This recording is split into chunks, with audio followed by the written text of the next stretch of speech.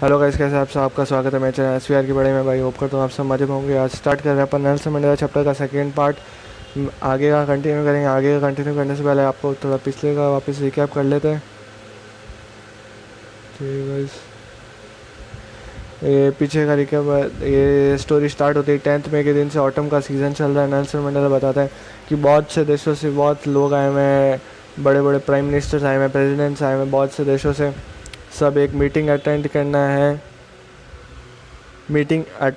है south Africa में। South Africa में एक अब नॉन रेशियल गवर्नमेंट आ रही है। नॉन रेशियल गवर्नमेंट आ रही है। उस दिन वो प्रेसिडेंट बन जाते हैं साउथ अफ्रीका के, और वो अपनी स्पीच देते हैं। स्पीच में सब बताते हैं लोगों के लिए अब वो क्या अच्छा करने जा रहे हैं और उन्होंने क्या स्ट्रगल किया। अब आगे का कंटिन्यू करते हैं। A few moments lift A few moments later, we all lifted our eyes in awe as a spectacular array of South African jets, helicopters, and troop carriers rode in perfect formation over the Union buildings.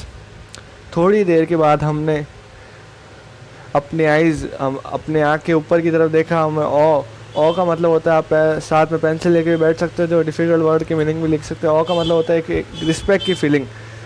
Respect की feeling के साथ हमने आसमान में देखा। आसमान में एक स्पेक्टेकुलर है, बहुत ही अच्छा इम्प्रेसिव डिस्प्ले था।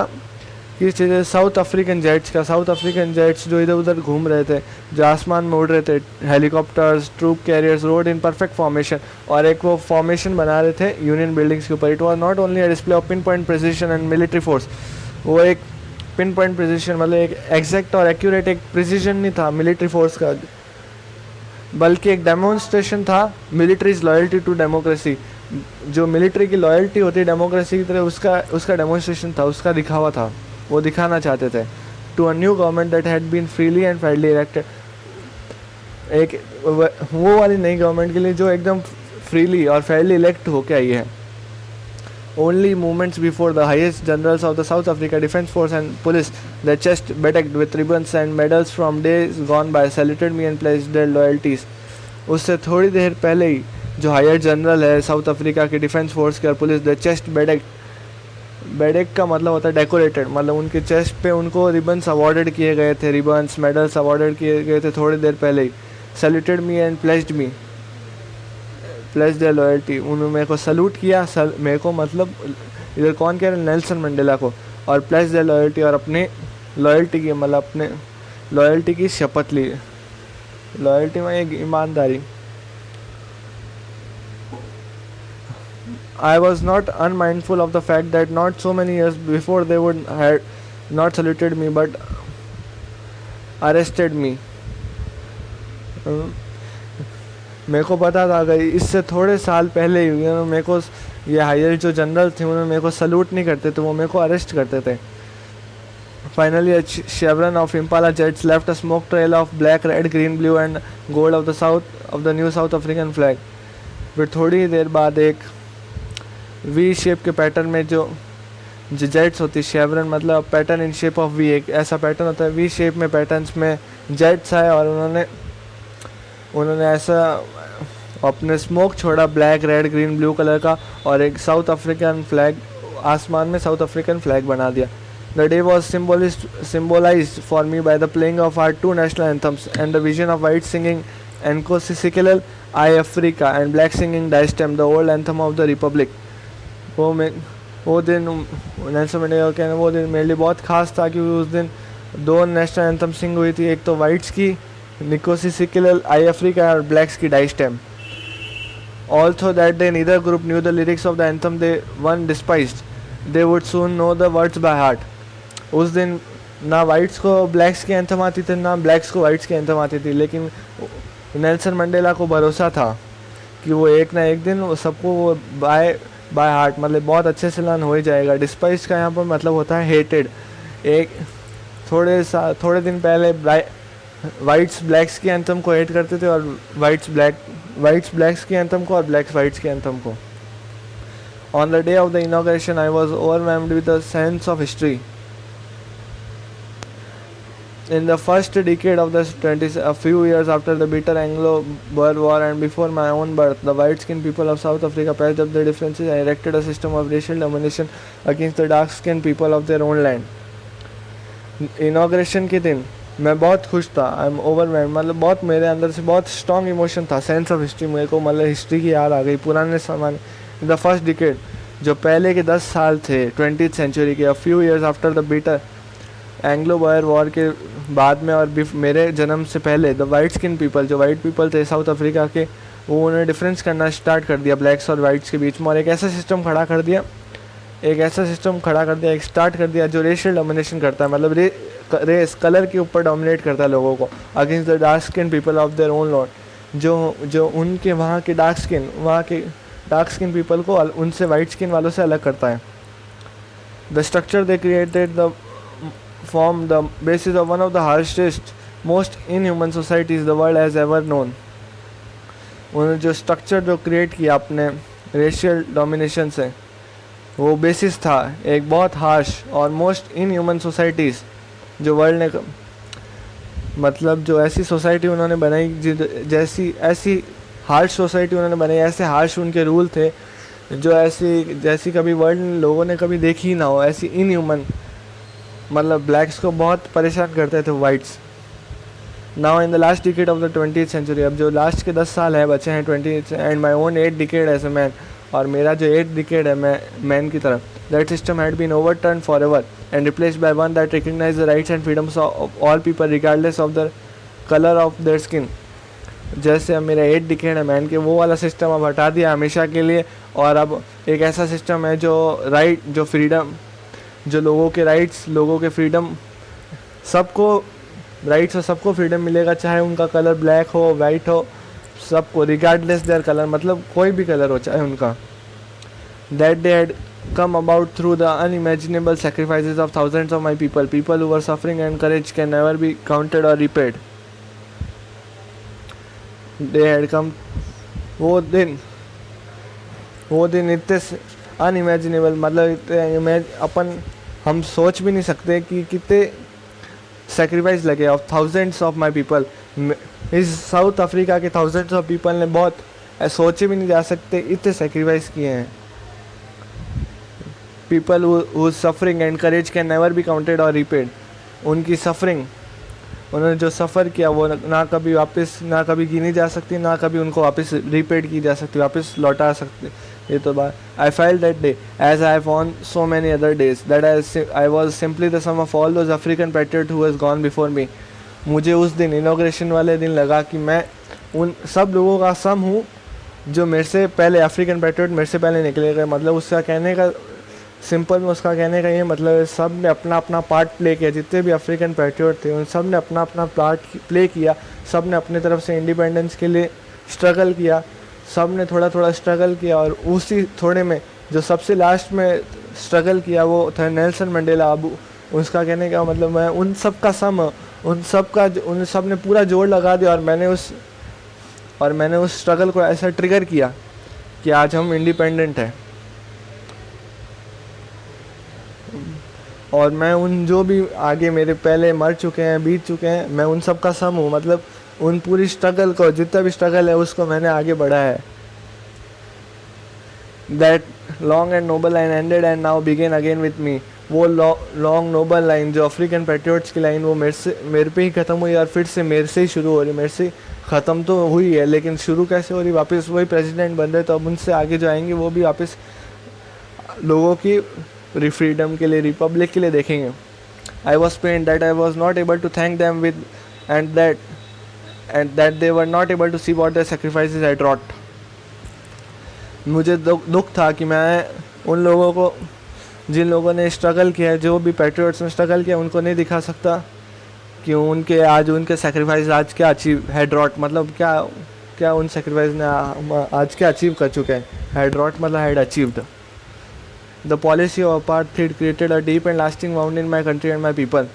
जो apartheid policy, मतलब apartheid जो racial discrimination करती थी पॉलिसी, उसका एक बहुत डीप और लास्टिंग वाउंड था in my country and my people. हमारी कंट्री पे बहुत गहरा असर पड़ा. All of us will spend many years, if not generation, recovering from that profound hurt. हमारे हमको बहुत साल लग जाएंगे, जनरेशन्स लग जाएगी उस प्रोफाउंड हर्ट से रिकवर करने के लिए। जो भी हमारा वो असर हुआ है उसको रिकवर करने के बाद। The decades of operations and brutality had another unintended effect, and that was it produced the Oliver Tambos, the Walter Sisulu, and the Chief Luthulus, the Yusuf Dados, the Bram Fisters, the Robert Sobequist of our time. But जो decades, but जो सालों साल की जो operation और ब्रूटिलिटी, मतलब जो उन्होंने जितना उन्होंने मतलब वो हार्श क्रूअल उन्होंने ट्रीटमेंट सहा है, हैड अनइंटेंटेड मतलब बहुत जो बिना सोचे समझे जो उन्होंने स्ट्रगल सहा है, वही उसने उन्हें बनाया है। मतलब अफ्रीकन पैट्रियट्स ने जो स्ट्रगल सहा है, उस स्ट्रगल को सहते सहते वो अपने टाइम के बहुत बड़े बड़े पैट्रियट्स बन चुके हैं। जैसे उन्हें नाम बताया, Oliver टैम्बोस, Walter सिसुलू, the chief लुथुलिस।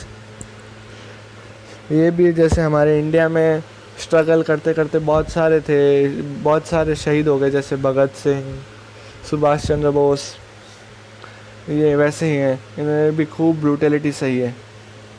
Man of such extraordinary courage, wisdom and generosity that there like may never be known again. वो ऐसे मैन थे, उनके अंदर एक्स्ट्रा ऑर्डिनरी मतलब नॉर्मल से भी बहुत ज़्यादा करेज, कुछ करने की क्षमता, विजडम सच्चाई, और जेनरोसिटी मतलब हमेशा हेल्पिंग नेचर था। दैट देयर जैसे ऐसे इंसान कभी वापस मिल नहीं पाएंगे। Perhaps it require such depths of oppression to create such heights of character. मतलब अगर किसी को हाइट्स ऑफ कैरेक्टर मतलब हाइट्स बहुत ऊंचाई पे पहुंचना, हाइट्स ऑफ कैरेक्टर मतलब बहुत ऊंचाई, जैसे लोग जानते हैं तो कि बहुत अच्छा आदमी, किसी को नाम करना होता है, अपने देश के लिए कुछ करना होता है, तो पहले बहुत ब्रूटलिटी, बहुत ऑपरेशन, मतलब बहुत ब्रूटलिटी, बहुत दर्द सहना पड़ता है, बहुत ब्रूटलिटी फेस करनी पड़ती है। My country is rich in the minerals and the gems that lie beneath it. So मेरी कंट्री बहुत रिच है डायमंड्स के लिए, जो जेम्स के लिए, डायमंड्स के लिए। साउथ अफ्रीका बहुत फेमस है डायमंड्स, जेम्स के लिए, जो उसकी सॉइल में मिलते हैं। But I have always known that it's greatest wealth. मेरे को हमेशा से पता है उसकी जो ग्रेटेस्ट वेल्थ है वो उसके पीपर है, finer and truer than purest diamonds. जो प्योर डायमंड्स है उससे भी फाइन, उससे भी ट्रू, मतलब एकदम उससे भी प्यारे। It is from this comrades in the struggle that I learn the meaning of courage. ये वही लोग हैं जिससे मैंने सीखा है कि करेज क्या होता है। Time and again I have seen man and women risk and give their lives for an idea. मैंने खूब लोगों को देखा अपनी जान गंवाते हुए फ्रीडम के लिए। I have seen men stand up to attacks and torture without breaking, showing a strength and resilience that defies the imagination.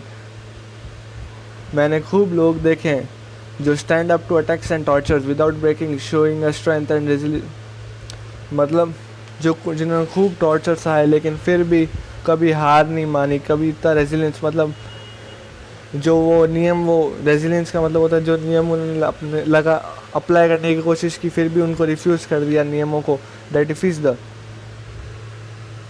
That resilience एक ऐसी क्वालिटी होती है जो मतलब कुछ भी हार्डशिप हो, कैसा भी हार्डशिप हो, कितना भी ब्रूटल उनका व्यवहार हो, फिर भी वो सह लेते हैं और डिफीज, कभी भी उनकी बात नहीं होवे करते थे। ऐसे लोग देखे मतलब बहुत अड़ जाते थे अपनी बातों पे ही, ऐसे खूब लोग थे। मैंने देखा है अपनी आंखों से, ऐसे लोगों को देखा है जो अपनी बातों पे अड़ जाते थे।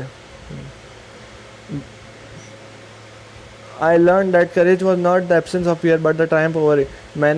अभी तक मैंने ये सीखा है जो करेज है, मतलब जो करेज है वो ये नहीं कि एब्सेंस ऑफ फियर, मतलब कि आपको अगर डर नहीं लगता इसका मतलब आप करेजियस है, आप बहादुर है, ये नहीं। आप बहादुर तब हैं जब आप डर के ऊपर जीत पा लेते हैं, डर के ऊपर जीत पा लेना। The brave man is not he who does not feel afraid but he who conquers that fear. Brave man वो नहीं होता जिसको डर नहीं लगता, बट वो होता है जो उस डर को काबू में कर लेता है। No one is born hating another person because of the color of his skin or his background or his religion. कोई भी इंसान ऐसे नहीं पैदा होता कि किसी को हेट करने के लिए उसके कलर को देख के, उसके बैकग्राउंड को देख के। People must learn to hate, people बड़े होके हेट करना सीखते हैं। They can be taught to love, for love comes more natural to the human heart than its opposite. लोगों को प्यार करना भी सिखाया जा सकता है, मतलब लव करना भी सिखाया जा सकता है, क्योंकि लव तो मोर नेचुरल होता है हेट से। तो even in the grimmest times in presence, when my comrades and I were pushed to our limits, I would see a glimmer of humanity in one of the guards, perhaps just for a second, but it was enough to reassure me and keep me going. Even in the grimmest times, मतलब बहुत serious time, बहुत brutality होती थी वहाँ prison में, फिर भी मेरे कॉमरेड्स, मतलब मेरे कलीग्स, मेरे जो साथ में पेट्रियट्स थे, जब उनको मैंने पुश टू आर लिमिट्स, मतलब पुश टू आर एकदम जितनी अपन की एबिलिटी होती है, एबिलिटी की एकदम लास्ट पॉइंट तक, जितनी कि इससे ज़्यादा हमारी एबिलिटी नहीं है सहन करने की, उनको टॉर्चर किया था, इतना टॉर्चर किया जाता था। फिर भी जो वहाँ के गार्ड्स थे, वाइट्स के गार्ड्स थे, उनमें कभी ना कभी एक झलक, ग्लिमर, मतलब एक झलक तो दिखी जाती थी ह्यूमैनिटी की। वो मेरे लिए काफ़ी थी, मेरे को वापस रीअश्योर, मेरे को वापस हौसला दिलाने के लिए, और मेरे को वही आगे बढ़ते जाने के लिए।